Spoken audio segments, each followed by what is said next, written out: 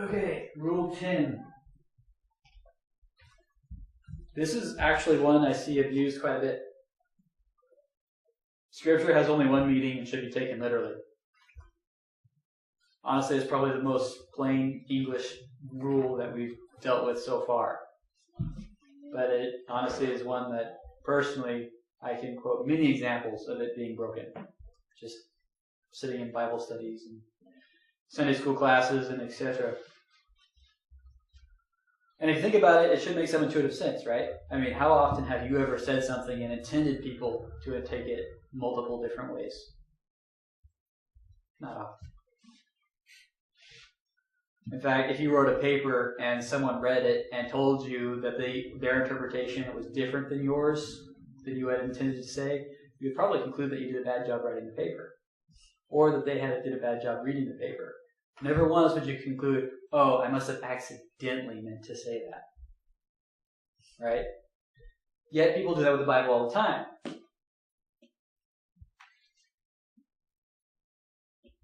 And not only do we try, because we try, what I'm talking about here is specifically multiple meanings. People like to try and assign multiple meanings. Yes, this verse means this, but it also means this other thing. The reality is the author wrote it with one idea in mind, not multiple ideas in mind. If they had multiple ideas in mind, they would have taken the time to explain multiple ideas. The other thing they like to do is apply figurative interpretations to literal verses. So, for instance, if someone walked up to you and said, I crossed the ocean from the United States to Europe, would you consider that to mean, A, they got in a plane or a boat, flew or boated across the ocean to another continent? Or would you conclude that they were that they had crossed life's difficult water into a heaven of new experiences? Second one. So you go for. You must have a really hard time talking to people. Well, yeah, you said that it said, I crossed the ocean and went to a continent. They didn't say it was on a plane or a boat. So it's speaking in metaphors? Yes. That's what I thought he was speaking about. All right, let me try and say it again. All right, someone comes up to you and says, I crossed the ocean from the United States to Europe. That's what they said. You can choose to interpret one of two different ways. You can interpret that, I got on some mode of transportation, went across the ocean, and am now in another continent, or went to another continent. Option two, you could interpret it to mean that they crossed life's difficult oceans into a heaven of new experiences. First one this time. Okay. All right. Context would come into play. Yeah, except in that case, they're specifically talking about United States and Europe. That's a really difficult one, even in any context, to think of an allegory that would match that. But yeah, context is exactly what we're looking for. Which is how you tell the difference between a figurative and a literal passage, right? Now, when you're reading Chronicles of Narnia, you can take that stuff very allegorically. Why? Because it's an allegory. Yeah. The whole series is The out. whole series is allegory, right? So, but it's stated as an allegory. It was never meant to be interpreted literally. You don't think there's really a wardrobe out there that actually leads to Narnia, do you? That'd be cool. It would be cool. But I will agree with you there. So, if you come across a passage and you wish to interpret it, or it appears literal, but you want to interpret it otherwise, you need to ask yourself a couple of questions. And if we can pull up a couple of verses here, 1 Corinthians 14:34. Yeah, I want you to do that. And 2 Kings 2:23. Which one is the Corinthians? 1 Corinthians 14:34. And then 2 Kings 2:23.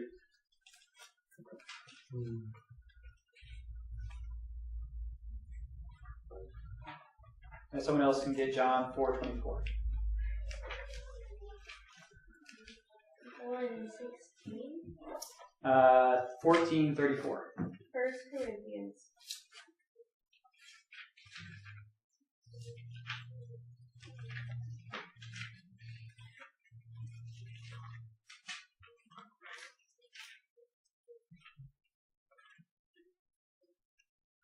So once you have it, let me know, but don't read it.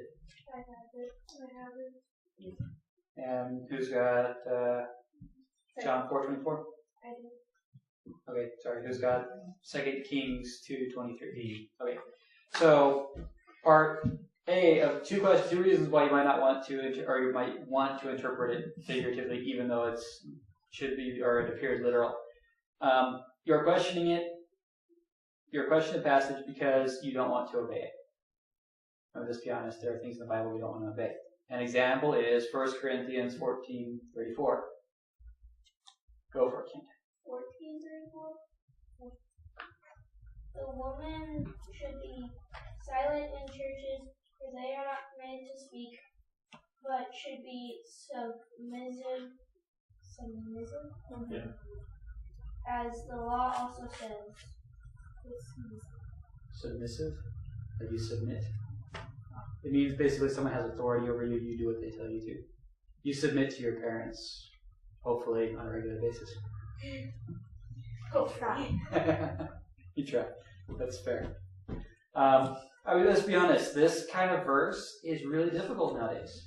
In fact, women who actually say, you know what, I'm going to obey this verse are shunned by the other women in society, right? I mean, you ladies probably know this better than I do. My mom tells me that's the way it is. It's not easy. So especially, there's a woman that I go attend Bible study with, and she has a very strong feminist bent. And when she reads verses like this, she immediately rejects them, without ever even considering whether or not there's anything wrong with that approach. Reason number 2, you might want to interpret it figuratively. You are questioning the passage being literal because it does not agree with your preconceived theological bias. In other words, you've got some idea of how Christianity works, and this disagrees with it. One example is the same woman I take Bible study with believes that God, or actually this is a different woman, sorry, that God would never use trials to strengthen another Christian. Doesn't say specifically. And it says specifically that God uses trials. So, He'll be killed.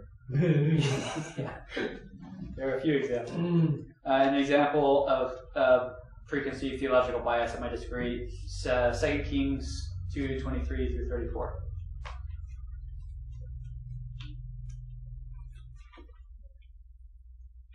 From there, Elisha went up to Bethel. As he was walking up the path, some small boys came out of the city and harassed him, chanting, "Go away, Baldy! Go away, Baldy!" Keep going to verse 34. He turned around, looked at them, and cursed them in the name of the Lord. Then 2 female bears came out of the woods and mauled the youths. From there, Elisha went up to Mount Carmel, and then he returned to Samaria. That's the end of the chapter. That's rough. I don't remember reading that verse. Thoughts? Does that disagree with your idea of who God is? Did the bears maul the guy or the The The kids. kids. The kids were teasing him. Like teasing an adult? Yeah. We're calling teasing him Elijah. Baldy. Well, Elisha may have overreacted slightly. Well, keep in mind, Elijah didn't make the bear come out. No. God made the bear come out. God made good on Elijah's curse. How old were the kids? It's just youth, so... But, you know, in the Old Testament, when this was written, Is it used like children that weren't respectful were put to death. Really? You have it pretty easy. Hopefully, not many were. Yeah. Think of some other examples in the Bible that might not agree. When the Israelites were free of Egypt, they were told in Joshua to conquer the land of Canaan, right? God told them to completely destroy the people that were there, not even their cows were supposed to live, I think is how severe it went. Nowadays we call that genocide. In fact, some people say the Bible can't be written by a loving God because he endorsed genocide. When you read it in context, you find that what it was God was using the nation of Israel to judge an unrepentantly evil people, as God commonly does. When a nation reaches a point where it will not turn, God has it destroyed. Probably to protect the rest of us from having to deal with that corruption. Unfortunately, the world nowadays is... God stopped doing that after the Old Testament. And kind of, nations tend to destroy themselves nowadays. But you get the idea. These are things that are difficult for people nowadays to reconcile with a loving, caring God that Christians seem to preach. Does that mean these stories didn't happen? Or that they should be taken figuratively? There's really nothing that suggests that they were figuratively. Two bears literally mauled these children. What do you think their parents said? I imagine they were probably too busy mourning the death of their children to say much.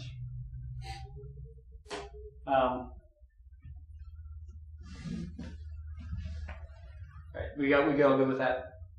Yeah. So let's move on. So no statement can have more than one meaning. We already kind of talked about that one.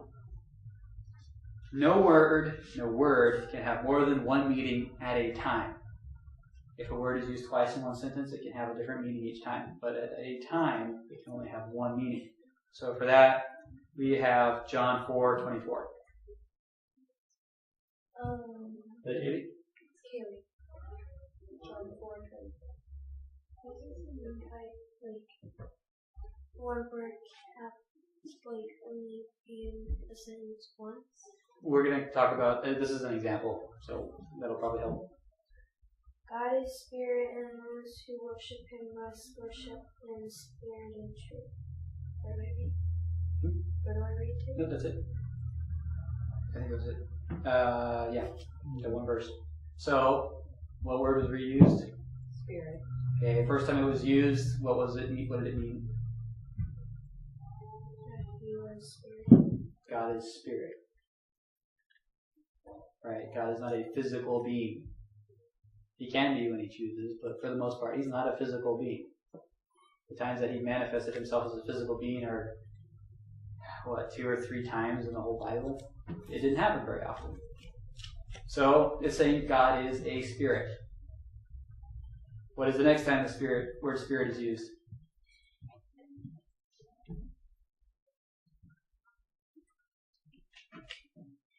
You can read it again if you have.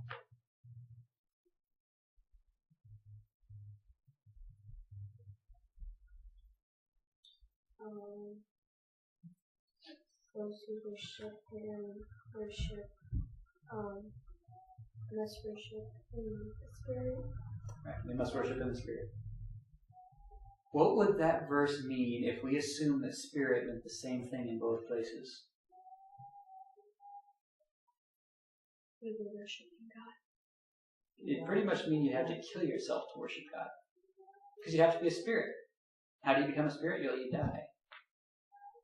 So, certainly God doesn't want us killing ourselves in worship, right? So, what is a more reasonable explanation? That the word spirit has more than one meaning, right? That the second time it is used, it refers to the heart of a person. Right? Worshiping God from the inside out. Meaning, let's not just go to the place and do the actions that we're supposed to do and then go home like nothing happened. It's supposed to be something where you're engaging your heart and your mind and your soul and all the parts of yourself to worship God. Does that make sense? Okay. Yes. So, but keep in mind, I'm not going to say, when it says God is spirit, it means this, but it also, when it says spirit, means that God is that. Don't do that. I also don't say when it says worship God in spirit, it means this, but spirit can also mean that. That's not what the verse means. Each word has only one meaning at a time. Does that make sense now, Katie? Like it said, she said she wanted this. It said she twice. It still means the same thing. in that case. So it just depends on what that is. Depends on the context, too. It should be pretty obvious. The reason people get confused about this is they overthink it. They look for something that isn't there. When you read that verse, it was pretty obvious what it was talking about. No one really even considered the idea that you had to die to worship God. That was just not even in anyone's mind. I had to say that, and everyone kind of looked at me funny. Because it's true. It's just a ridiculous interpretation. But people do that all the time. They look for ridiculous interpretations. So, really, you can pretty much follow your instincts, and you'll get the right answer. There are some exceptions, of course, but the Bible was translated in English, so we could understand it. So just apply your knowledge of English, and you should be just fine. Point I'm trying to make: don't look for things that aren't there. Don't overinterpret. Take it for what it means. Take the simplest interpretation. That kind of thing.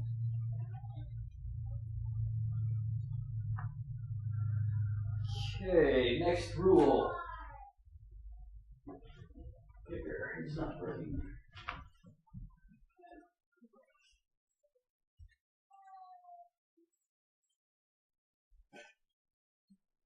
Alright, interpret words in harmony with their meaning in the times of the author. So this would be really hard if we were still reading in Greek and Hebrew, because for one, you'd have to know Greek and Hebrew. Second, you'd have to know ancient Greek and ancient Hebrew. We have translators that do that for us, right? They translate those Greek and Hebrew words into English, so we don't have to work so hard at this. For the most part, you can take words at their face value. Just whatever understanding you have of the word is probably correct. A dictionary definition might help you. The only thing is sometimes the Bible does define words a little differently than in the English, so a Bible dictionary is more helpful, which you have in the back of your concordance.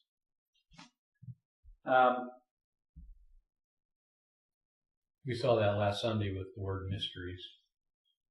A lot of the translations translated mysterious as mystery, but it's not really a mystery. It's basically something that's kind of defined, or something that is brought to you through the Holy Spirit. I can't remember exactly how they worded the meaning now, but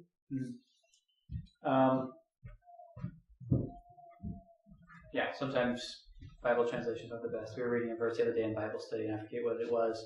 Something about anyone who calls their brother a moron is answerable to the Septuagint, but anyone who calls him a fool is in danger of hell.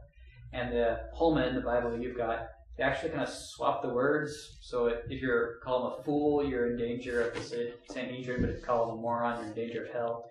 And honestly, it really confused me when I first read it. I had to pull up a Bible dictionary and get the words right in my head.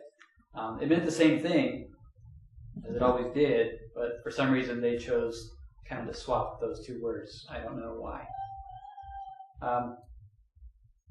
If you're having trouble with the word, what it means, you can do some word studies to look at them. A good set of word studies is look at how the word was used by the author. So you read some of the author's works where he used that word and try and understand what he meant by it.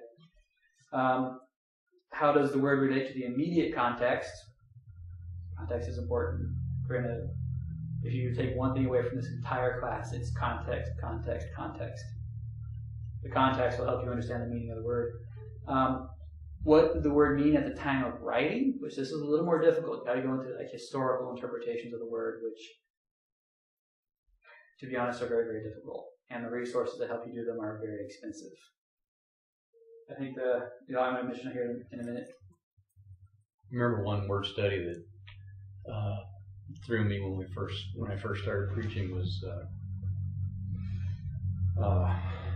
God commanded Adam and Eve to refill the world. I think that was in King James, and it was like, what in the world, Because there was a lot of people at the time talking about, well, we're not the first set of people that God put on the earth, and a lot of garbage like that. But when you go back to the really old English, and I've got an old 1600 dictionary, refill meant to actually just fill. It didn't mean to do it again. We're out of time, so I'm going to move a little bit quickly. The last option is to explore the root meaning of the word, and this is the part where it gets really expensive. You can look at the meaning at the time of writing by using a Bible dictionary or your concordance, that kind of thing. Studying the word's root meaning will require actual materials where theologians and stuff have studied these words. The resources I mentioned in the handouts, one set, the Theological Dictionary to the New Testament, very thorough, covering of the words in the New Testament. Only problem is that the book set costs about $500. And it's a big book set, so you need a big shelf to hold it. It's typically something you'll find in a pastor's library, not in a personal library. Any questions? All right, there are two examples here, but we'll only go through one. Can someone pull up Galatians 1:23? Someone grab Romans 14:23, sorry. Okay, and one more person, 1 Timothy 5:11 through 12.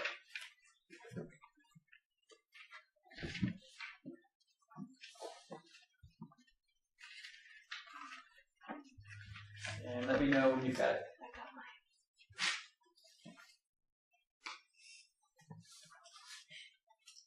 Romans 14:23. Patty has Galatians 1:23, and Kent has 1 Timothy 5:11.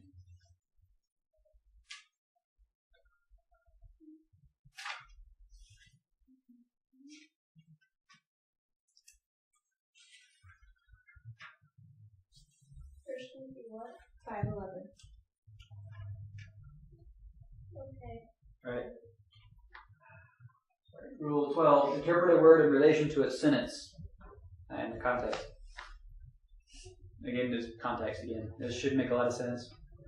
It's basically just read the word as it is stated. And this is context is the most important part of studying the Bible. If you read a verse and it doesn't make sense, you should read the verse before it and the verse after. If it still doesn't make sense, you read the chapter before, the chapter after, and the chapter of. If it still doesn't make sense, read the entire book, and if it still doesn't make sense, read the entire Bible.